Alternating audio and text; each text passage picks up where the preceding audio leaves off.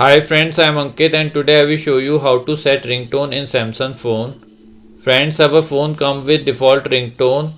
So to change ringtone we need to go to settings. Here press on this setting icon.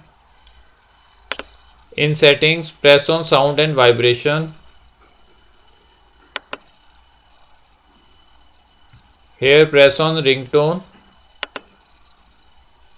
Press SIM1 to change ringtone. Here you will find many options.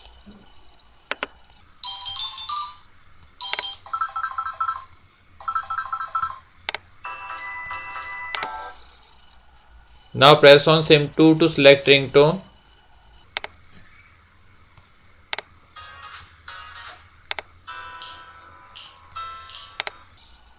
Now friends, like this you can very easily set ringtone on your Samsung mobile phone. I hope you find this video useful.